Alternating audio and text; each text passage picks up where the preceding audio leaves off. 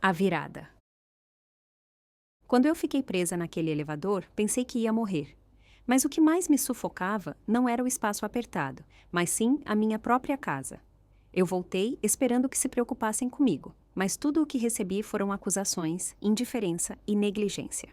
Eu trabalhei incansavelmente minha vida toda, mas meu marido, Carlos, me trata como se eu não existisse. Meu filho Renato me critica constantemente. Minha nora, Bruna, só me vê como uma babá gratuita. Até meu neto, João, me despreza. E naquele momento, eu finalmente entendi. Eu não era nada naquela casa. O mais cruel era que, quando eu estava perto da morte, eles não se importaram. Enquanto eu estava presa, Carlos reclamou que eu estava interrompendo a dança dele com a amante Renato, ficou com raiva porque eu incomodei, e ele se atrasou para buscar o filho. Quando cheguei em casa, mancando, ferida e exausta, a única coisa que tinham a dizer era: vá fazer o jantar, já chega. Eu aguentei isso a vida toda, mas não mais. Desta vez, eles verão que eu não sou alguém que pode ser pisoteado. Quando joguei meu avental e disse: acabou. Quando peguei minha mala e declarei: eu quero o divórcio, vi o medo nos rostos deles. Eu ouvi os pedidos desesperados deles e, naquele momento, finalmente, tomei o controle da minha própria vida. Minha vida está apenas começando. Eu estava a caminho de buscar meu neto João quando o inesperado aconteceu. O elevador parou no 8º andar. Um estrondo alto ecoou pelo espaço, seguido por um solavanco violento. A queda repentina me fez cair de joelhos. Meu coração batia forte na garganta e cada nervo do meu corpo gritava de pânico. Então, o elevador parou abruptamente. Eu soltei um suspiro trêmulo e afundei sem forças contra a parede. Ao meu lado, uma jovem já chorava, pálida de medo. Ela se levantou e apertou o botão de emergência. Uma voz respondeu rapidamente, garantindo que a ajuda estava a caminho e que deveríamos manter a calma. Mas como poderíamos? O elevador estava perigosamente suspenso no ar. Ninguém sabia o que aconteceria a seguir. Uma onda de pavor me invadiu. Peguei meu telefone, desesperada para talvez fazer minha última ligação para Carlos. A linha conectou e, antes que eu pudesse dizer uma palavra, a voz irritada dele disse: o quê? O medo havia apertado minha garganta, de modo que eu não conseguia formar uma frase coerente. Eu estou no meio de uma dança. Eu não tenho tempo para isso, ele disse e desligou. Liguei novamente, mas ele não atendeu. O pânico aumentou e liguei para Renato. Eu não sabia por quanto tempo ficaria presa ali. Eu não sabia se sairia viva. Mas eu não tinha esquecido uma coisa. Eu deveria buscar João. Desta vez, pigarreei antes de falar. Assim que a conexão foi estabelecida, expliquei rapidamente minha situação. Eu disse a ele para não se preocupar e pedi para ele buscar João. A resposta dele: você é completamente inútil. A linha ficou muda. Eu fiquei olhando fixamente para o meu telefone, minha visão embaçada. Eu tinha tanto a dizer, tanto que eu queria deixar para trás, mas eles nem me deram a chance de me despedir. Ao meu lado, a jovem ligou para o namorado. No início, ele a consolou, mas com o tempo, a paciência dele se esgotou. Amor, escuta, eu tenho trabalho para fazer. Eu preciso entregar um relatório antes do prazo. Não se preocupe, apenas espere a equipe de resgate, ok? A respiração dela engasgou. Se você desligar, terminamos. Qual é, amor? Não seja assim. Você tem que entender que eu também tenho responsabilidades. Você vai ficar bem. Me liga quando sair. Eu te busco. Não se atreva. A ligação terminou. Ela cerrou os dentes, enxugou as lágrimas e bloqueou o número dele sem hesitar. O elevador ficou silencioso. Eu tinha ouvido cada palavra. Esses jovens tinham tanta facilidade. Se eles fossem magoados, podiam simplesmente ir embora. Carlos tinha desligado na minha cara tantas vezes que eu perdi a conta. Toda vez que eu ligava, as primeiras palavras dele eram: o que você quer? E toda vez, antes que eu pudesse dizer qualquer coisa, ele desligava. Mas hoje, o que teria acontecido se aquela tivesse sido minha última ligação? Ele teria se arrependido? Eu balancei a cabeça. Não, ele não teria. Eu me recusei a arriscar minha vida pelo arrependimento dele. Eu iria sobreviver. Eu precisava. Senhora, seu joelho está inchado, gritou a jovem de repente. Eu voltei à realidade, olhei para baixo e puxei minha calça. Eu estou bem. Eu bati quando o elevador caiu. Você está bem? Meu Deus, isso é horrível. Não se preocupe, querida, eu murmurei. Vai ficar tudo bem. Encolhidas, naquele espaço escuro e claustrofóbico, suportamos a espera agonizante, agarradas à esperança. Finalmente, o resgate chegou. Quando eles nos tiraram, já era noite. Eu não podia pegar outro elevador. Então, eu subi as escadas. 10 andares, arrastando minhas pernas feridas. Quando cheguei ao meu apartamento, meu corpo inteiro tremia de exaustão, dor e fome. Eu mal tinha forças para olhar para a maçaneta. No momento em que entrei, a voz raivosa de Renato explodiu em meus ouvidos. Oh, então você finalmente decidiu aparecer? Você tem ideia do quanto você me estragou hoje? Eu congelei na porta. Ele não perguntou se eu estava bem. Ele não notou que eu mal conseguia ficar em pé. A raiva dele apenas aumentou. Eu tive que pedir permissão para buscar João. Sabe o que isso me custou? Perdi um grande negócio. Foi roubado de mim no último momento. Você tem ideia do quanto eu trabalho duro? E tudo o que eu peço é para você fazer uma coisa simples, me ajudar uma vez, e você não consegue nem isso. Qual é o seu valor, afinal de contas? Parem de discutir. Vocês estão perturbando os estudos de João, gritou Bruna, que saiu do escritório. O semblante dela escureceu assim que ela me viu. Ela soltou um suspiro impaciente. Suzy, apelido carinhoso, diminutivo. Se apresse e faça o jantar. Está tarde e estamos todos com fome. Eu pisquei, absorvendo as palavras, depois me virei em silêncio e manquei até a cozinha. Durante todo esse tempo, Carlos estava deitado no sofá, os olhos fixos na TV, completamente indiferente a tudo o que acontecia ao redor. Ele nem olhou para cima. Nenhum deles notou como eu estava pálida. Nenhum deles viu minhas pernas trêmulas, como eu lutava a cada passo.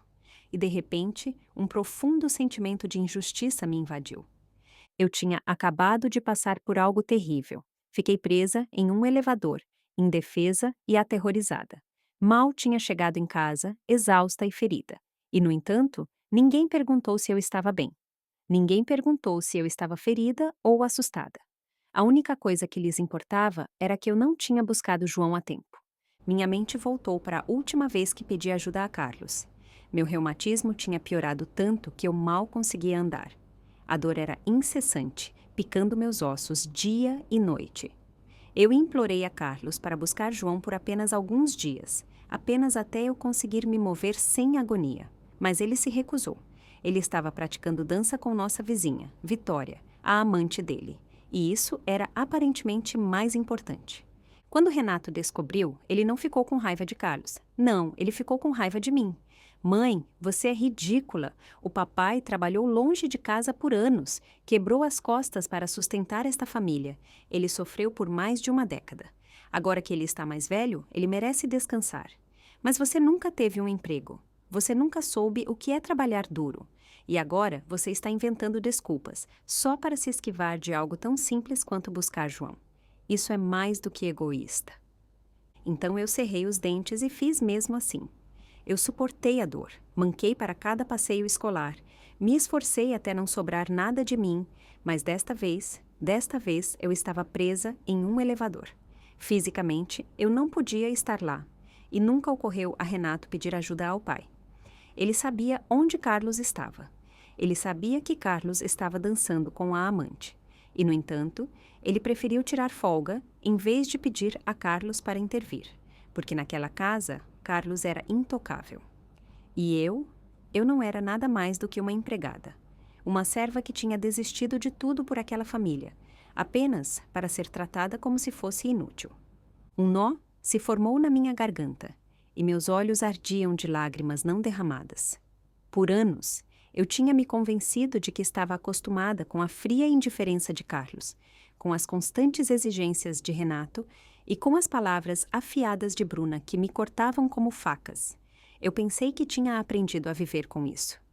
Mas naquela noite, algo mudou.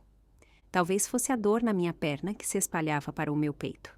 Talvez fosse o peso esmagador de tudo o que eu tinha suportado. Ou talvez, pela primeira vez na minha vida, eu finalmente reconheci a verdade. Eu não aguentava mais. Eu não aguentaria mais. e eu jurei naquele momento que eles pagariam por tudo o que tinham me feito. O jantar está pronto? A voz impaciente de Carlos ecoou da sala de estar. Eu voltei à realidade, respirei fundo e então, sem hesitar, joguei o pano de prato de lado e saí. Eu não fiz o jantar. Carlos franziu a testa, claramente irritado. Você está tão lenta. Vitória já está me mandando mensagem para ir dançar. Esquece. Eu pulo o jantar. Com isso, ele se levantou, ajeitou suas roupas quase sem amassar e pegou o telefone enquanto se dirigia para a porta. Eu estou indo, chego em 1 segundo. Ele disse em um tom leve, quase ansioso. Então Renato saiu do quarto, o rosto sombrio. Mãe, que diabos você está fazendo? Eu já tive o suficiente. Quem quiser comer, que cozinhe, eu desisto. Bruna, deitada no sofá, assistindo TV, levantou a cabeça em choque. A voz dela ficou estridente. Suzy, que chilique é esse? Você não se importa com seu neto? João está dizendo que está com fome há um tempão. Eu bufei. E nenhum de vocês pensou em se levantar e fazer algo por conta própria? Tudo o que vocês fazem é sentar e exigir. Bruna bufou e cruzou os braços. Nós não sabemos cozinhar. O temperamento de Renato explodiu. Deus, é só uma refeição.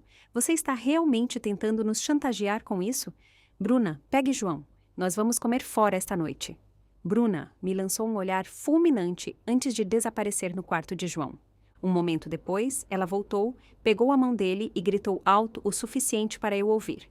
Venha, João. Hoje vamos ao seu restaurante favorito. O rosto de João se iluminou de alegria.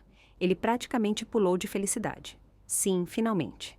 Ao passar por mim, ele sorriu e me mostrou a língua. Uma zombaria deliberada. Eu vou comer comida gostosa com a mamãe e o papai, e você não. Ele sempre odiou o jeito que eu cozinhava. Ele me odiava. Toda vez que eu o buscava na escola, ele fazia um escândalo, exigindo sorvete. Mas o estômago dele era sempre sensível e eu tinha que controlar a ingestão dele. Ele guardava rancor disso. Eu tinha tentado tantas vezes fazer guloseimas especiais para ele, coisas engraçadas e coloridas, mas nada que eu fizesse era bom o suficiente. A porta da frente bateu e a casa ficou em silêncio. Um silêncio estranho, sufocante. Eu estava sozinha. Por um longo momento, fiquei lá, entorpecida. Então, arrastei-me lentamente para o sofá e afundei. Puxei minha calça e examinei meu joelho. Os hematomas tinham escurecido, um roxo feio, e o inchaço estava ainda pior do que antes. Peguei o kit de primeiros socorros. Minhas mãos tremiam enquanto eu limpava a ferida. A dor era intensa, tão intensa que lágrimas escorreram silenciosamente pelo meu rosto. Quando terminei, a exaustão me atingiu como uma onda. Eu nem consegui ir para a cama. Eu desmaiei ali no sofá. Eu não tinha ideia de quanto tempo havia passado quando o som da porta da frente batendo me acordou. Carlos tinha voltado. A primeira coisa que ele fez foi vasculhar os armários. Onde está o kit de primeiros socorros? Eu congelei, minha respiração suspensa. Era isso? Ele finalmente tinha notado minha lesão? Meus olhos ardiam de esperança involuntária, embaraçosa. Talvez, apenas talvez, ele tivesse visto meu joelho inchado. Talvez ele se importasse. Bruna hesitou antes de responder. Eu acho que está debaixo da TV. Renato franziu a testa e se aproximou. Papai, o que houve? Você se machucou? Por que você precisa do kit de primeiros socorros? A resposta de Carlos foi casual, quase desdenhosa. Oh, não para mim. Vitória torceu o tornozelo enquanto dançava. Está bem inchado, parecia bem doloroso. Naquele momento, foi como se um balde de água gelada tivesse sido jogado sobre minha cabeça. Toda aquela esperança tola se foi. Eu deveria saber. Aquele calor fugaz que eu senti se estilhaçou como vidro frágil, escorregando das minhas mãos e se quebrando no chão. Eu senti uma dormência fria se espalhando por todo o meu corpo, infiltrando-se nos meus ossos. Eu me senti como se tivesse caído em um abismo gelado. Carlos agarrou o kit de primeiros socorros e correu para a porta, como se cada segundo que Vitória esperava fosse uma verdadeira agonia para ele. Então, assim que ele alcançou a saída, ele parou, se virou e, sem hesitar, me deu uma ordem. Canja de galinha na manhã, bem rica. Eu vou levar para a Vitória. Ela mora sozinha e com o pé machucado. Ela não pode cozinhar para si mesma. Com isso, ele se foi, sem sequer olhar para trás. Renato mal reagiu. Ele simplesmente tirou a carteira e jogou algumas notas descuidadamente na mesa. Mãe, vá ao mercado amanhã cedo e compre o frango e os vegetais mais frescos. Depois de levar João para na escola, comece a fazer a canja.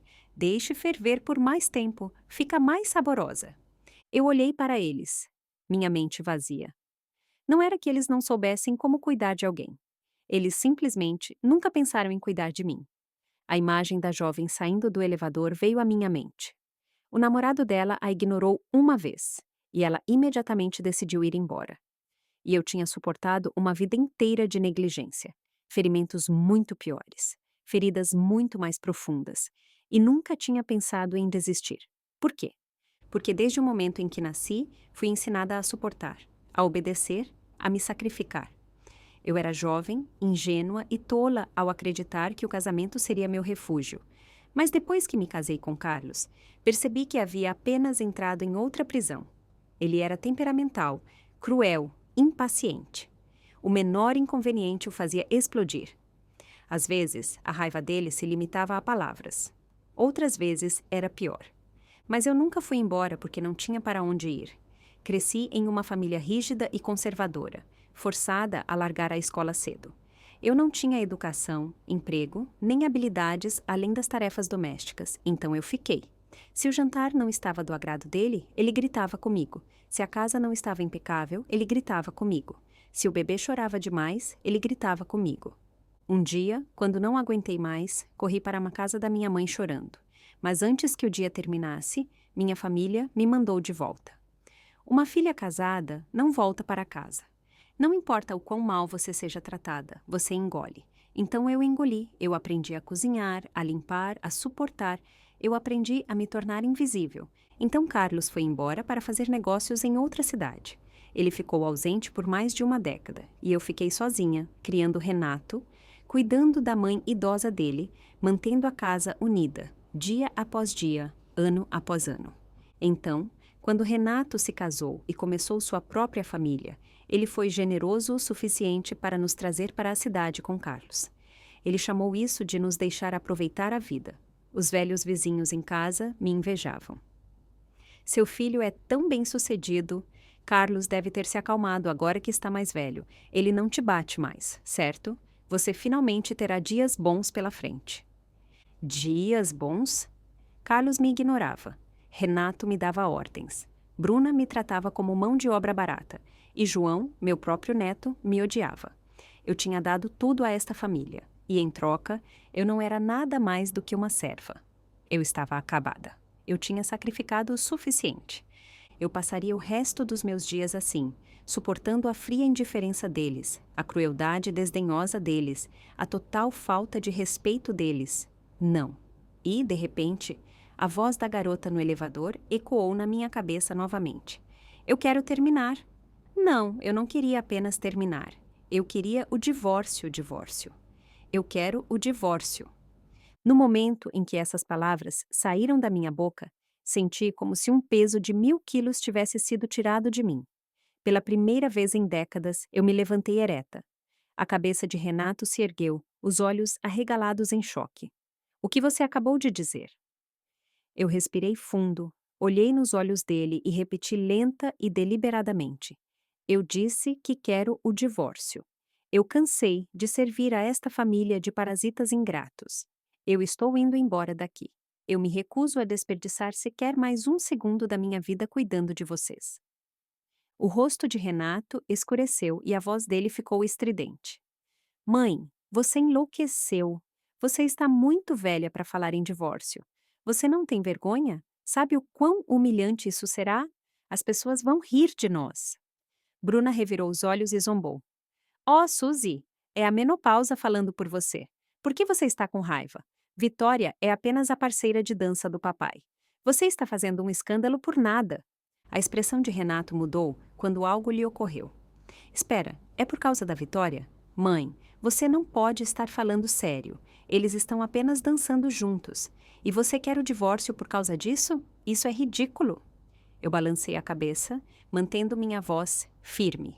Eu não me importo com o que você pensa. Eu tomei minha decisão. Uma calma estranha me invadiu. Pela primeira vez na minha vida, eu não estava pedindo permissão. Eu não estava esperando aprovação. Eu tinha passado a vida inteira reprimindo minhas próprias necessidades. Nunca mais. Meu coração batia forte. Não de medo, mas de euforia. Eu nunca tinha me sentido tão viva. Eu me virei, peguei meu telefone e liguei para Carlos. A linha conectou. Ele nem se deu ao trabalho de cumprimentar. E agora, o quê? Ele perguntou irritado, tão impaciente como sempre. Eu mal tive tempo de falar antes que ele desligasse. Ele nem me deu uma chance. Perfeito. Uma risada amarga borbulhou na minha garganta enquanto eu me virava e ia para o meu quarto. Peguei uma mala e comecei a arrumar. Renato finalmente percebeu que eu estava falando sério. O rosto dele se contorceu de pânico enquanto ele pegava freneticamente o telefone e discava o número de Carlos. As mãos dele tremiam. Papai, você tem que voltar para casa agora. Mãe perdeu a cabeça. Ela quer o divórcio. Enquanto eu arrumava minhas coisas, notei o quão lamentavelmente pouco eu possuía. Eu tinha passado minha vida inteira economizando, sacrificando, cortando custos. Fechei os olhos e engoli o nó amargo na minha garganta. Da mesa de cabeceira, peguei minha caderneta de poupança e meus documentos pessoais e os coloquei na minha bolsa de viagem junto com minhas roupas. Quando fechei o zíper da bolsa, ainda havia um espaço vazio enorme nela. Isso era tudo que eu tinha. Minha vida inteira se resumia a uma mala semi-cheia. Terminei de arrumar. Renato estava encostado no batente da porta, os braços cruzados, um sorriso zombeteiro nos lábios. Zombeteiro, desdenhoso. Quando Carlos volta para casa? Perguntei, embora já soubesse a resposta. Renato deu de ombros, fingindo indiferença. Não sei, Vitória precisa dele agora. Ele não consegue se afastar dela. Meus punhos se fecharam. Renato estalou a língua. Qual é, mãe? Pare de atuar. O sorriso zombeteiro dele se aprofundou, tingido de condescendência. Todo esse chilique é apenas uma tática desesperada para tirar o papai da Vitória. Os olhos dele estavam cheios de desprezo. Mãe, olhe para você. Você não é uma jovem competindo pela atenção de um amante. Você percebe o quão patética você parece agora? Eu olhei fixamente para ele. Aquele era meu filho. Uma criança que eu criei com minhas próprias mãos. Uma criança que antes tinha sido tão doce, tão gentil, e agora eu não o reconhecia de jeito nenhum. Mas Renato ainda não tinha terminado. As palavras dele ficaram mais afiadas, como adagas. Mãe, você está exagerando demais. Os dois são velhos. O que pode estar realmente acontecendo? Você está fazendo um escândalo por nada. Vitória acabou de perder o marido. Os filhos dela moram longe. Ela está sozinha. Mãe, sozinha. Não é normal os vizinhos se ajudarem? Ele soltou o ar pesadamente, como se fosse a única pessoa sensata na sala. E honestamente, você deveria ser grata. Você tem ideia de quantas pessoas gostariam que os filhos cuidassem delas? E aqui está você, fazendo um escândalo por nada. O tom dele mudou para condescendência agora. Ok, mãe, já chega. Pare com isso. Está ficando embaraçoso. Eu não podia mais ouvir. Meu corpo se moveu antes que eu pudesse pensar. Tapa. Minha palma atingiu o rosto dele. O som ecoou pela sala. Ele cambaleou para trás, os olhos arregalados em choque. Eu soltei uma risada fria e sem humor. Grata. Eu dei um passo à frente e olhei nos olhos dele.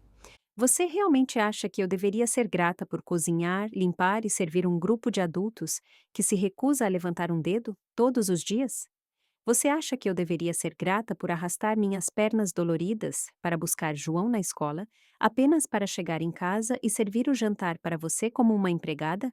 Você acha que eu deveria ser grata por quase morrer em um elevador, apenas para chegar em casa e ser repreendida por ter te incomodado? Eu cuspi no chão.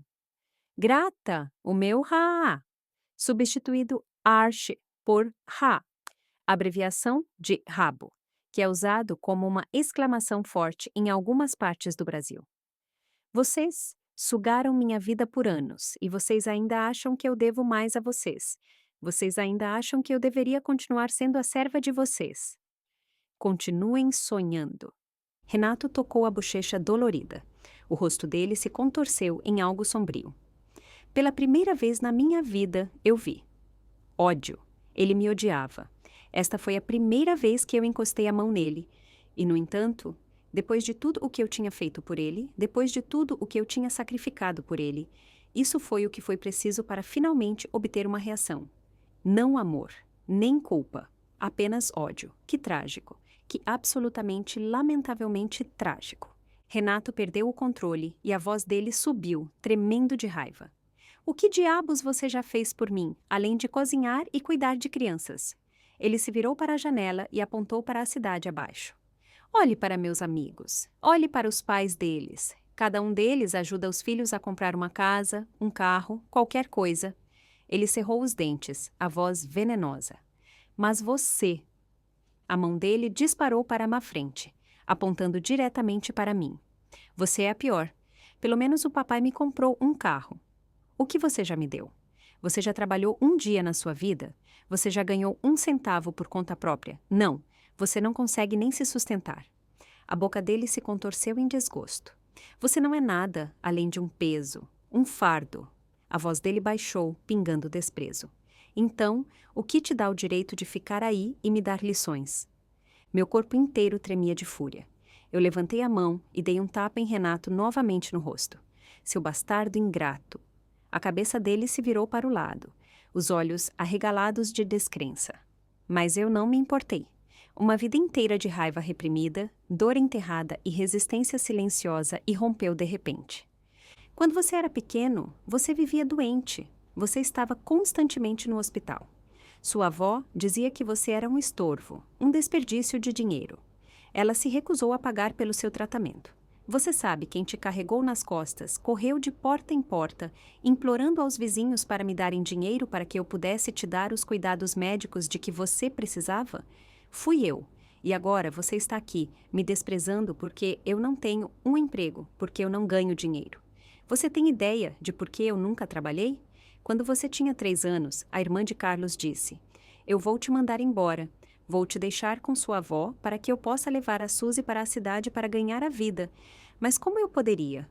Sua avó te tratava como um fardo. Ela mal te dava comida. Se eu tivesse te deixado com ela, você não teria sobrevivido. E agora você se atreve a me chamar de fardo? Eu soltei uma risada amarga e aguda. Quando você era pequeno, você era o fardo que eu tinha que carregar todos os dias. Eu te critiquei alguma vez? Eu te culpei alguma vez? Não, eu te amava. Você era meu mundo inteiro. O rosto de Renato ficou pálido. Os lábios dele se abriram, tremendo, como se ele quisesse dizer algo, mas as palavras não saíam. Por que ele não se lembrava? Ele passou tantos anos me culpando, me desprezando, me tratando como a empregada não paga da família.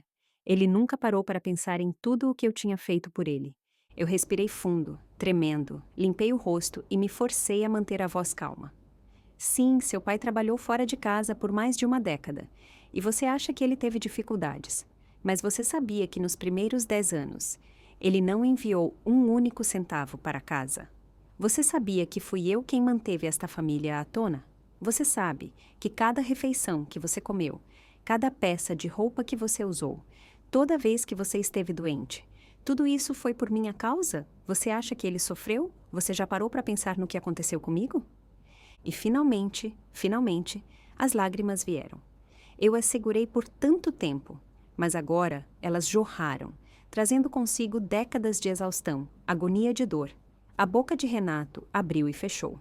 Ele parecia engasgado com as próprias palavras, lutando para falar. Mãe! Ele estendeu a mão para mim, mas eu dei um passo para trás. A mão dele ficou suspensa no ar, dormente. Pela primeira vez, o pânico real brilhou nos olhos dele, mas desta vez eu não cederia. Eu enxuguei as lágrimas, acalmei minha respiração e falei com uma voz tão calma que quase parecia fria. Renato, eu não te devo nada. Eu te dei tudo o que eu tinha, então você não tem o direito de me julgar. Você não tem o direito de me culpar. O corpo inteiro de Renato tremeu. O rosto dele se contorceu em dor, algo que se assemelhava a remorso. Após um longo silêncio, ele finalmente falou, a voz baixa e rouca. Mãe, eu estava errado. Eu fui egoísta. Eu não deveria ter te tratado assim. Eu sinto muito. Eu fiz uma pausa. Renato estava se desculpando, mas estranhamente eu não senti nada. Eu tinha sido desapontada muitas vezes. E, de fato, no momento seguinte, ele agarrou minha mão e a voz dele de repente ficou suave e persuasiva. Mãe, vamos dar um passo para trás, ok?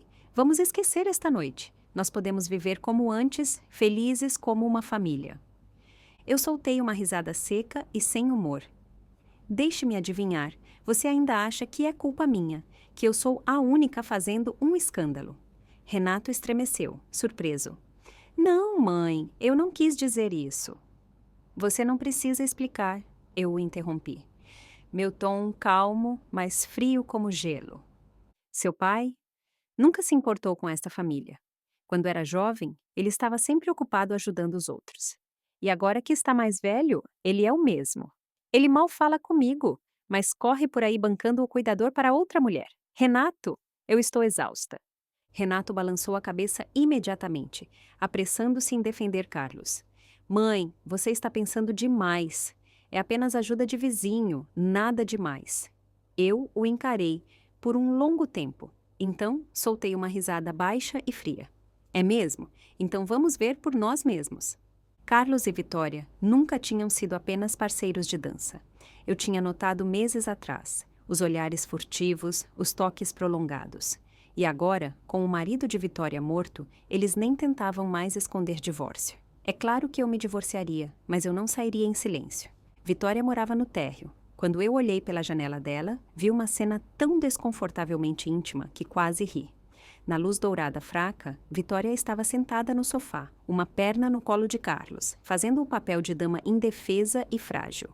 Carlos estava ajoelhado na frente dela, aplicando cuidadosamente um medicamento no tornozelo dela, como se estivesse segurando um objeto inestimável. O rosto dele estava tão gentil, tão focado, como se não fosse o mesmo homem que tinha me ignorado por anos. Eu cerrei os olhos e meus lábios se curvaram em um sorriso frio. Então, era isso que era cuidado de vizinho. Está vendo, mãe? Você está exagerando, disse Renato, que estava ao meu lado, gesticulando com desdém. O tom dele era lento, indiferente. Olhe para ele, o rosto dele está sério. Não há nada impróprio, está ficando tarde. Essa pequena inspeção era realmente necessária? Cala a boca. Continue olhando, eu disse, minha voz fria como gelo. Carlos terminou de aplicar o medicamento. Quando Vitória estremeceu de dor, ele se inclinou e soprou suavemente no tornozelo dela. Renato soltou uma risada desconfortável, mas a voz dele tremia. Ah, bem, você sabe, soprar uma ferida é bem normal, certo? Ele parou, pois no momento seguinte, Carlos puxou Vitória para os braços dele e a beijou. Como um fósforo acendendo madeira seca, a tensão explodiu instantaneamente. Vitória fez uma tentativa superficial de empurrá-lo. A voz dela suave como uma pena. Feche as cortinas. Carlos hesitou, prestes a se levantar, e foi exatamente aí que ele me viu. Nossos olhares se encontraram. O ar congelou. Então, um flash de luz forte. O flash da minha câmera de celular havia disparado. Ops, meu erro, deixei o flash ligado. Uma voz alta e familiar ecoou atrás de mim. Espera. Eu me virei e mal consegui conter o riso. Não era apenas Teresa, ela tinha trazido a equipe inteira. Eu tinha contado apenas a ela, mas de alguma forma, um grupo inteiro de velhas amigas tinha se juntado. Eram mulheres que normalmente se queixavam de dores nos joelhos e nas costas, mas assim que o babado começou, elas deixaram para trás um bando de cães de caça. 7 delas, paradas em formação perfeita, câmeras prontas. Lá dentro, Vitória gritou e chutou Carlos com o mesmo pé, que supostamente estava muito machucado para andar. Perfeito. Renato entrou em pânico. A voz dele falhou enquanto ele se virava para Teresa. Teresa, o que você está fazendo aqui? O que você acabou de gravar? Teresa sorriu, as mãos nos quadris. O que você quer dizer? Estamos apenas dando um passeio noturno, isso é normal, não fizemos nada. Renato, agora completamente perdido, se atirou no telefone dela. Deixe-me ver isso. Você não pode simplesmente filmar as pessoas. Teresa se esquivou dele sem esforço, segurando o telefone como um prêmio. Mãos para trás. Meus joelhos estão doendo. Se você me machucar, eu processo você por agressão. Uma das outras mulheres interveio. Não se preocupem, meninas. Eu já enviei para o chat do grupo. Quem tiver telefone pode verificar por si mesma. Renato ficou pálido. Apaguem, apaguem agora, suas velhas malucas. As mulheres caíram na gargalhada. Tarde demais. E exatamente naquele momento, Carlos irrompeu, o rosto contorcido de fúria. O que diabos vocês malucas estão fazendo? Teresa fez as mãos em forma de funil em torno da boca e gritou. Atenção a todos! Aí vem o marido infiel! Em segundos, as janelas se abriram em todo o quarteirão. Dezenas de vizinhos curiosos espiaram para fora. Teresa apontou dramaticamente para Carlos. A voz dela ecoou como uma sirene da polícia. Este é o Carlos e esta é a Vitória.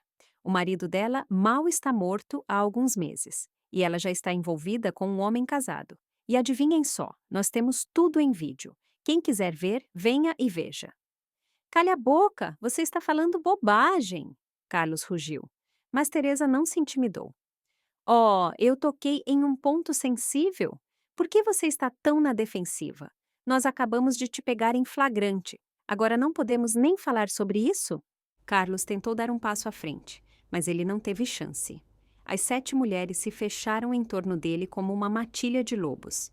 Uma delas zombou. A voz dela cheia de sarcasmo. Minhas senhoras e senhores, este é Carlos e sua querida Vitória. Eles pensaram que poderiam se safar com um pequeno caso de amor deles, mas esqueceram de fechar as cortinas. É como se quisessem um público. Outra interveio, os olhos fixos em Vitória. Vitória, seu marido acabou de morrer e você já está nos braços de outro homem. Que velocidade de nível olímpico! Se você gosta tanto de atuar, por que não faz isso na rua? Nós adoraremos aplaudir. Na verdade, minhas senhoras, eu os vi meses atrás. Eles estavam se esgueirando por um tempo. Um suspiro coletivo, então. Meu Deus, você acha que o marido de Vitória morreu de choque por causa do caso deles? Jesus, eles são piores do que eu pensava. O rosto de Carlos estava pálido como cera. Vitória, humilhada, parecia que ia desmaiar. E eu fiquei ali, os braços cruzados, apreciando o espetáculo. Toda a comoção finalmente terminou quando a polícia chegou. Carlos parecia um farrapo. A roupa dele estava rasgada, faltava um tufo de cabelo, e o corpo inteiro estava desgrenhado e humilhado. O bairro inteiro tinha assistido ao espetáculo. A essa altura, toda a comunidade estava falando sobre isso. Fiquei a alguma distância, observando-o sair furioso, completamente fora de si, e pela primeira vez em anos senti satisfação. Pura e não adulterada satisfação. Foi glorioso. Quando cheguei em casa, já passava da meia-noite. Carlos estava sentado na sala de estar, o rosto sombrio como uma tempestade se formando. No momento em que ele me viu, toda essa expressão dele se contorceu de raiva. Você, sua maluca, isso foi obra sua. Eu enfrentei a raiva dele com um sorriso calmo e frio. Sim, fui eu. E daí? O corpo inteiro dele tremeu de fúria. Ele socou a mesa e o rugido dele encheu a sala. Eu sou seu marido e você se atreve a fazer isso comigo. Renato entrou atrás dele, parecendo ter perdido completamente a cabeça. Ele estava respirando pesadamente, as mãos no cabelo, os olhos cheios de exasperação. Mãe, o que você quer? O olhar dele ardia com decepção e culpa, como se ele fosse o humilhado. O que quer que tenha acontecido, você deveria ter mantido em particular. Não se lava a roupa suja em público. Você tem ideia do que você fez? Eu ainda tenho alguma dignidade? Eu ainda tenho algum... Eu nem olhei para ele. Em vez disso, virei-me para Carlos e apontei diretamente para ele. Por que você não faz essa pergunta a ele? Ele foi quem se jogou em cima da Vitória na frente de todos. Ele é quem te desonrou. O rosto de Renato congelou. Carlos, por outro lado, ficou perigosamente vermelho, e a voz dele subiu para um rugido furioso. Você é louca, uma completa maluca! Ele apontou para a porta, a voz tremendo de raiva. Divórcio! Eu quero o divórcio agora! Saia da minha casa imediatamente! Pegue suas coisas e suma agora mesmo! Pela primeira vez naquela noite, senti uma onda de alívio. Finalmente!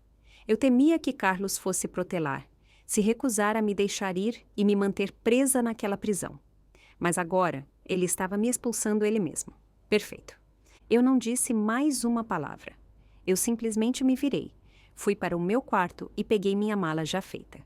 Eu estava pronta para ir há horas. Pendurei-a no ombro, totalmente preparada para deixar aquela casa para sempre. Mas assim que cheguei à porta, Carlos bloqueou meu caminho. Pare aí. Os olhos semicerrados dele fixaram minha mala, e algo cruel brilhou neles. Coloque isso no chão. A voz dele era aguda e cheia de maldade. Você não vai levar nada. Tudo nesta casa foi comprado com meu dinheiro. Você sai de mãos vazias. Essa frase, essa audácia absoluta. Eu ri. Eu ri de verdade. Foi uma risada lenta, fria e deliberada.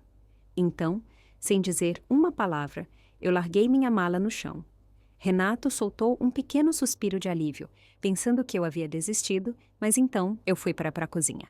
Um segundo depois, eu voltei, uma faca na mão, uma faca de cozinha longa e brilhante. O rosto de Renato ficou pálido. Carlos recuou instintivamente. Eu segurei o cabo com firmeza, meu olhar afiado e mortal. Escute bem, Carlos. Se você não me deixar viver em paz, então nós vamos afundar juntos.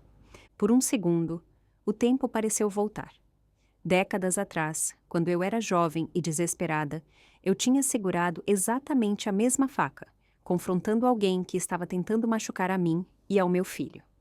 E agora eu estava na minha própria casa, confrontando minha chamada família. Renato entrou em pânico e se colocou entre nós. A voz dele tremia. Mãe, se acalme. Nós podemos conversar sobre isso. Não faça nada de louco, se acalme. Eu levantei a faca levemente, o suficiente para essa lâmina captar a luz. Todos vocês pensaram que eu era apenas um saco de pancadas. Vocês pensaram que só porque eu aguentei a vida inteira, eu nunca revidaria. Até mesmo uma estátua de barro tem fogo no seu âmago. Todos vocês me empurraram longe demais. Carlos finalmente demonstrou medo. Ele deu mais um passo para trás, ainda murmurando xingamentos. Mas a voz dele não estava tão alta quanto antes.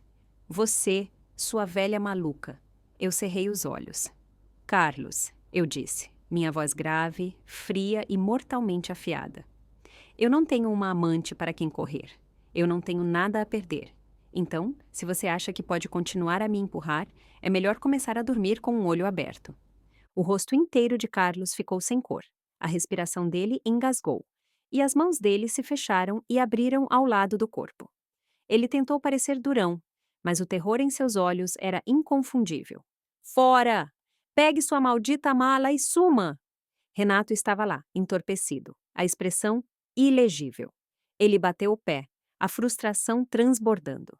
Mãe, por que tinha que chegar a isso? Por que você levou as coisas tão longe? Eu me virei, minha voz calma e firme. Porque todos vocês me levaram a isso primeiro. E com isso, eu saí pela porta e nunca mais olhei para trás.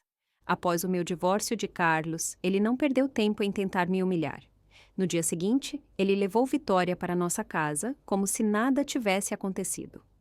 Não apenas isso, eles planejaram dar uma grande festa, como se estivessem comemorando um casamento. Mas a alegria deles durou pouco. Na manhã seguinte, eu contratei alguém para deixar um recado especial na porta deles. Uma bênção muito pública. Os resultados foram imediatos. Vitória viu meu pequeno presente e gritou tão alto que o quarteirão inteiro se virou para testemunhar a cena. Em meia hora, a festa foi cancelada. Eles nem se atreveram a sair. Mas, é claro, para confortar sua preciosa Vitória, Carlos contratou uma empregada para garantir que ela nunca tivesse que levantar um dedo. Agora, Vitória era verdadeiramente a rainha da casa. Passei o resto do dia ao telefone com minhas velhas amigas, fofocando e rindo. Algumas sentiram pena de mim, dizendo: é uma pena que aqueles dois canalhas se safem tão facilmente. Teresa era, claro, a mais furiosa. Se eu fosse você, eu não teria desistido da casa tão facilmente.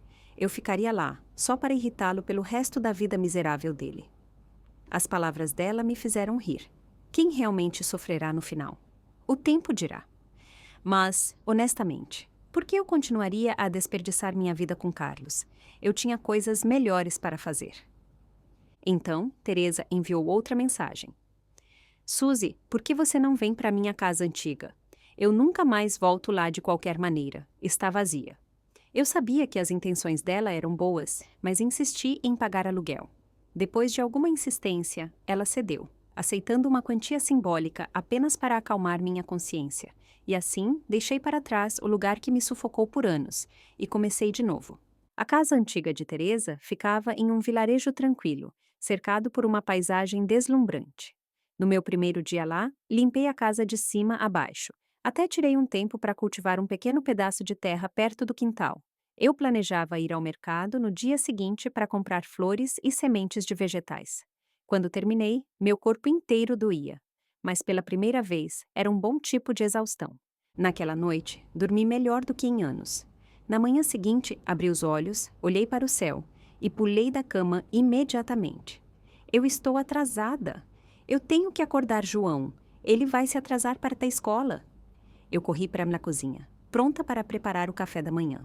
Então, de repente, congelei. Espera, onde eu estou? Olhei em volta e lentamente reconheci. Oh, eu não tenho mais que levar João para a minha escola. Eu estava livre, verdadeiramente, completamente, finalmente livre. Por anos, as manhãs tinham sido uma luta diária. João se recusava a acordar. Eu o apressava. Mal chegávamos à escola a tempo de a campainha tocar, e eu nunca tinha um momento para respirar. Sempre exausta, sempre apressada, sempre esgotada. Mas agora, eu podia desacelerar. E por alguma razão, essa percepção me fez chorar. Não demorou muito para eu me acostumar com minha nova vida. Eu cuidava de flores, cultivava vegetais, aproveitava o sol. Meus dias eram pacíficos e calmos. E então veio Leda, linda, minha nova vizinha. Ela tinha mais ou menos a minha idade e, estranhamente, sempre aparecia exatamente quando eu estava cozinhando. Um dia, ela veio, agindo casualmente, e anunciou: Suzy, eu não sei cozinhar. Você se importa se eu comer com você? Eu pago a conta do mercado. Eu não recusei. Cozinhar para dois não era muito diferente de cozinhar para um. E, honestamente, era bom ter companhia. Em pouco tempo, nos tornamos inseparáveis. Leda era atrevida, engraçada e totalmente franca. Toda noite, depois do jantar, dávamos longas caminhadas, rindo e fofocando como duas velhas encrenqueiras. A vida estava perfeita até hoje. Meu telefone tocou, era Renato. Eu franzi a testa, hesitei, atendi. Mãe. A voz dele estava embargada de emoção, cheia de remorso. Você pode voltar? A voz dele tremeu, como se estivesse perto de chorar. Eu fiz uma pausa, depois ri. Eu não estava surpresa de ver o nome de Renato no meu telefone. Teresa já tinha me dado o relatório completo. Desde que eu saí, a vida deles tinha mergulhado no caos total. Bruna e Renato discutiam constantemente, e a razão das brigas deles era dinheiro. A hipoteca, os empréstimos do carro, as caras aulas de piano de João, tudo os estava esmagando. E agora, eles tinham que cobrir os custos da empregada doméstica valorizada de Carlos para Vitória. Bruna não aguentava mais. Ela sugeriu que Vitória pagasse a parte dela, já que agora era a nova esposa de Carlos. Mas Vitória, uma dona de casa, uma cuidadora, aguentou apenas um dia. Enquanto esfregava o chão, ela acidentalmente torceu o tornozelo e teve que ficar de cama por 5 dias. Carlos ficou arrasado. Ele a mimou completamente, cuidando dela da cabeça aos pés. Bruna, à beira de um colapso, não se atreveu a enfrentar Carlos. Então, ela descarregou sua raiva na empregada doméstica. A pobre mulher aguentou alguns dias, antes de finalmente explodir e sair correndo da casa com sua mala, xingando por toda a rua: "Vocês são uma praga! Eu nunca vi uma família tão tóxica quanto a de vocês." A notícia se espalhou rapidamente. Logo, todo o bairro começou a evitar a família de Carlos como a peste. Sem a empregada doméstica, a responsabilidade de buscar João caiu sobre Vitória. Mas ela realmente se importava com ele? Claro que não. Ele não era o neto dela. Na verdade, ela ainda guardava rancor de Bruna. Então, ela fez o que qualquer madrasta vingativa faria. Ela usou João para se vingar de Bruna. Ela o mimou deliberadamente. Um dia, ela o incentivou a comer 5 coxas de frango frito e 3 sorvetes de uma vez. Naquela noite, ele foi parar na emergência, contorcendo-se de dor, gritando na cama do hospital, antes de ser levado às pressas para a cirurgia. Quando Bruna descobriu, ela perdeu completamente o controle. Ela e Vitória começaram a gritar alto no hospital. Nenhuma das duas cedeu. Elas gritaram tão alto que até as enfermeiras tiveram medo demais de intervir. Carlos, em pânico, tentou separá-las, e no caos, Vitória o empurrou. Ele voou escada abaixo e quebrou sua perna estúpida. Naquela noite, a família feliz deles se desfez completamente em pedaços. Carlos, agora preso a uma cadeira de rodas, estava sentado lá, fervendo de ódio e encarando Vitória. Quando Teresa me contou isso na noite passada, eu ri tanto que quase engasguei com a minha sobremesa. O karma é uma coisa maravilhosa. Mas Renato não tinha ideia de que eu já sabia de tudo. Então, quando eu atendi a ligação dele, ele imediatamente começou a me contar uma história dramática e lamentável. Mãe, João está no hospital. Ele foi internado às pressas ontem à noite. Ele acabou de sair da cirurgia. Pobre João. Ele é apenas uma criança pequena. Como ele pôde passar por algo assim? Eu fiquei em silêncio, ouvindo. Renato fez uma pausa. Percebeu que eu não estava reagindo e rapidamente mudou de tática. Mãe, você pode voltar? Apenas por causa do João mesmo que você e o papai estejam divorciados, você sempre será a avó do João. Ele chamou por você enquanto dormia. Mãe, nós precisamos de você. Por favor, volte para casa. Enquanto eu ouvia, franzia a testa. Renato estava tão cheio de bobagens que eu mal conseguia suportar. Desde quando ele precisava de mim? Não era sobre João. Era sobre eles precisarem de uma babá gratuita novamente. As mesmas velhas táticas, os mesmos velhos truques. Eu fiquei furiosa. Você realmente pensa que eu sou tão estúpida? Você está sentindo minha falta. Você precisa de mim. Não me faça rir. Vocês ficaram sem pessoas para explorar. Vocês foram quem convidaram a Vitória para essa casa de vocês. Agora paguem o preço. Vocês não esperavam que as coisas fossem assim, certo? Que pena, este é o caos de vocês. Resolvam sozinhos. E Carlos está apenas em uma cadeira de rodas. Que vergonha! Ele deveria ter quebrado o pescoço. Da próxima vez que ele morrer, me liguem. Eu ficarei feliz em voltar para o funeral dele. Adeus. Então, sem hesitar, eu desliguei. Eu guardei o telefone e soltei um longo suspiro, como se finalmente tivesse tirado um peso de 1 tonelada de mim. Lida tinha assistido a tudo. Agora, ela se recostou, os braços cruzados, um sorriso de satisfação no rosto. Eu estava com medo de você ceder a ele, ela admitiu. Eu estava prestes a pegar o telefone de você e xingá-lo eu mesma. Eu ri e balancei a cabeça. Relaxe, eu ainda não enlouqueci. Leda soltou um pequeno suspiro, e a expressão dela mudou para algo mais distante. Você nunca me perguntou por que estou sozinha aqui, ela disse, mas acho que você já descobriu. Eu concordei. Você passou por algo semelhante ao que eu passei, não foi? Leda hesitou, depois balançou a cabeça. Sim e não. Agora que tinha a oportunidade, ela lentamente começou a contar sua história. Leda vinha de uma vila costeira no Nordeste, um lugar conhecido por seus frutos do mar, frescos e lagostas. Mas o marido dela não era um pescador trabalhador. Ele se autodenominava pescador. Ela zombou. Mas, se eu fosse contar quantas vezes ele ia para o mar em um ano, eu nem precisaria de ambas as mãos. Eles eram muito pobres. Ela não teve escolha a não ser ir para a cidade e trabalhar, onde ela lutou por anos para economizar dinheiro suficiente. No final, ela ganhava mais do que o marido. Ele apreciou isso? Ele agradeceu? Não. Em vez disso, ele ficou amargurado com isso. Que tipo de homem deixa sua esposa sustentar a família? Isso é humilhante, ele disse. Mas ele alguma vez se perguntou por que se recusava a conseguir um emprego de verdade? Mesmo assim, ela persistiu. Ela pagou pela educação do filho, pelo casamento dele, até ajudou a criar os filhos dele. Ela pensou que, finalmente, talvez pudesse descansar. Então, ela descobriu que sua chamada melhor amiga estava dormindo com o marido dela por anos. E o pior, toda a família dela sabia, até mesmo o filho dela. Quando a verdade veio à tona, ela pensou que pelo menos o filho dela a apoiaria. Ela estava errada. Assim como Renato ficou do lado de Carlos, o filho dela ficou do lado do pai. Você estava sempre trabalhando, ele disse. Você nunca estava lá. Ela era quem realmente cuidava de nós. Leda desabou sob a tristeza e a agonia, ficando tão doente que passou 2 meses no hospital. Quando ela finalmente se recuperou, ela não hesitou. Ela pegou a parte dela do dinheiro e foi embora. E foi assim que eu acabei aqui. Ela concluiu com uma risada sem humor. Então, ela olhou para mim. Havia algo amargo, mas determinado em seus olhos. Sabe, Suzy, ela disse agora com a voz calma.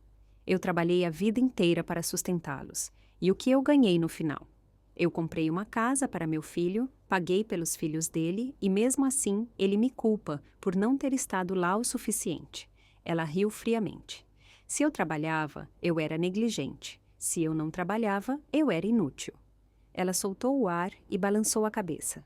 Às vezes eu acho que não importa o que façamos, estamos sempre erradas. Eu estendi a mão e apertei o ombro dela suavemente. Não, o problema não somos nós, são eles. Se a família se quebra, então nós construímos uma nova... Eu sorri, minha voz quente. Olhe para nós, estamos morando juntas, cuidando uma da outra, e estamos mais felizes do que nunca. Não é assim que uma família de verdade deveria ser? Leda piscou, momentaneamente atordoada. Então, a expressão dela se iluminou. Você está certa. Nós devemos viver para nós mesmas. De repente, os olhos dela brilharam de excitação. Mas sabe de uma coisa, Suzy? Nós descansamos o suficiente. É hora de ganhar dinheiro. Eu franzi a testa, surpresa. Dinheiro? Leda concordou com a cabeça, determinada. Você é incrível na cozinha. Por que não começamos um canal de culinária, gravamos suas receitas e as colocamos online? Eu hesitei, me sentindo insegura. As pessoas pagam por isso. Claro que pagam. Não se preocupe, eu já pesquisei isso. Você cozinha, eu cuido do resto. Ela deu um tapinha no meu ombro e sorriu. Eu tenho um pressentimento muito bom sobre isso. E assim, nós mergulhamos de cabeça. Leda era uma força da natureza. Assim que ela decidia algo, agia rapidamente. Eu, por outro lado, não sabia nada sobre esse tipo de trabalho. Então, eu apenas ouvi, segui a liderança dela e fiz o que ela me disse. Por 1 mês, trabalhamos incansavelmente. E então aconteceu. Nossos vídeos se tornaram populares. As pessoas adoraram. E então veio nosso primeiro contrato de patrocínio pago. Quando Leda me entregou minha primeira parte da receita de publicidade, olhei para o dinheiro nas minhas mãos e senti uma onda de emoções, orgulho, excitação, autoconfiança. Eu tinha acreditado a vida toda que não podia me sustentar, mas agora eu tinha acabado de ganhar meu próprio dinheiro. Nós continuamos, postando mais vídeos, construindo nosso público e observando nossos números crescerem. Leda estava emocionada e eu me senti verdadeiramente imparável pela primeira vez. Eu tive uma sensação. Os melhores dias da minha vida estavam apenas começando. Assim que a vida finalmente entrou em um ritmo agradável, Renato apareceu na minha porta. Ele caiu de joelhos, soluçando como uma criança, o rosto pálido e magro, tentando desesperadamente usar o cartão da pena. Mãe, eu sinto tanto a sua falta. Desde que você se foi, a família inteira desmoronou. Eu estou exausto. Eu perdi meu emprego. Bruna e eu discutimos todos os dias. E agora ela está ameaçando se divorciar de mim. Ela disse que, se você não voltar, ela vai me deixar e levar João com ela. Mãe, eu não tenho outro lugar para ir. Você sempre me amou mais. Não amou. Então, veio a maior piada de todas. Até o papai disse que, se você voltar para casa, ele vai largar a Vitória imediatamente e casar com você de novo, mãe. Estamos todos esperando por você. Eu não pude evitar. Eu ri. Que ato patético e desesperado. Teresa já tinha me contado tudo. A casa deles era um caos. Vitória não aguentava o mau humor de Carlos e a maneira controladora dele e pediu o divórcio. Mas Carlos não a deixou ir. Ele a xingou. Bateu nela, forçando-a a cuidar dele, exigindo que ela o banhasse e o alimentasse, exatamente como eles tinham exigido de mim. Agora, eles não passavam de 2 prisioneiros, presos em uma guerra interminável. Os gritos deles abalavam todo o condomínio. Foi glorioso, absolutamente glorioso. Eu acabei de desperdiçar minha respiração com Renato. Eu me virei, fui para a cozinha e voltei com uma faca de açougueiro na mão. Eu a girei na minha mão, minha voz glacial. Saia daqui. Renato congelou. Ele já tinha me visto assim antes. Mas agora eu era uma mulher que não tinha mais nada a temer. E graças aos nossos vídeos de culinária, eu tinha aperfeiçoado minhas habilidades com facas. O rosto de Renato ficou pálido como cera. Mas ele ainda se recusava a recuar. Eu não vou sair, ele insistiu, ficando mais audacioso. Eu perdi meu emprego. A hipoteca está atrasada. Se eu não pagar no próximo mês, o banco vai tomar nossa casa. Você tem duas opções. Volte comigo ou me dê dinheiro. Eu não saio sem nada. Eu cerrei os olhos. Por um momento, eu o encarei. Então, com um movimento rápido do meu pulso, eu joguei a faca. Ela se cravou no batente de madeira da porta. A centímetros da orelha dele, Renato soltou um grito abafado e cambaleou para trás. Você ainda não vai sair? Eu perguntei lentamente, minha voz perigosamente calma. Renato balançou a cabeça freneticamente. Eu estou indo. Eu estou indo. Apenas se acalme. E então, como um rato fugindo do fogo, ele disparou. Ele nem se atreveu a olhar para trás. Mas o bastardo ainda não tinha terminado. Segundo Leda, ele alugou um hotel barato na cidade, determinado a esperar por mim. Ele não desistiu e ele não era o único. O filho de Leda, a mesma história. Ele tinha gastado todo o dinheiro dele e rastejou de volta para ela, implorando por mais. Nós nos olhamos, ambas enojadas. Então Leda suspirou e balançou a cabeça. Suzy, nós não podemos nos esconder para sempre. Eu franzi a testa. O que nós fazemos então? Os lábios de Leda se curvaram em um sorriso astuto. Simples, nós sumimos. Na manhã seguinte, antes do amanhecer, pegamos nossas malas, fomos para o aeroporto e desaparecemos. Nossa primeira parada, Califórnia. Nós tínhamos dinheiro suficiente. Não precisávamos mais trabalhar apenas para sobreviver. De agora em diante, viveríamos para nós mesmas. Renato, Carlos, deixem vocês apodrecerem. Nos anos seguintes, viajamos por toda a América, das ruas movimentadas de Nova York à beleza avassaladora do Grand Canyon, dos geysers de Yellowstone às praias imaculadas do Havaí, e nossos vídeos evoluíram. Não era mais apenas sobre culinária. Agora, capturávamos a beleza de nossas viagens, a riqueza de diferentes culturas, a alegria da verdadeira liberdade. Não tínhamos planos fixos. Íamos para onde queríamos, filmávamos o que queríamos. Se estávamos cansadas, fazíamos uma pausa. A vida era finalmente nossa. E o melhor de tudo, não estávamos sozinhas. Nossos vídeos inspiraram milhares de pessoas. Os e-mails chegavam em massa. Eu finalmente deixei meu marido tóxico. Obrigada a você. Pela primeira vez em anos, eu me sinto viva. Eu pensei que minha vida estava escrita em pedra aos 60 anos. Você me mostrou que nunca é tarde demais para recomeçar. Obrigada, você me ensinou a amar a mim mesma. Quando eu li as palavras delas, eu sorri. Olhando para trás, para a minha vida antiga, parecia um pesadelo distante. Eu costumava acreditar que uma mulher aos 60 anos tinha que ficar em casa, servir a família e aceitar seu destino silenciosamente. Mas agora eu sabia melhor. Porque contanto que você tenha a coragem de ir embora, nunca é tarde demais para recomeçar.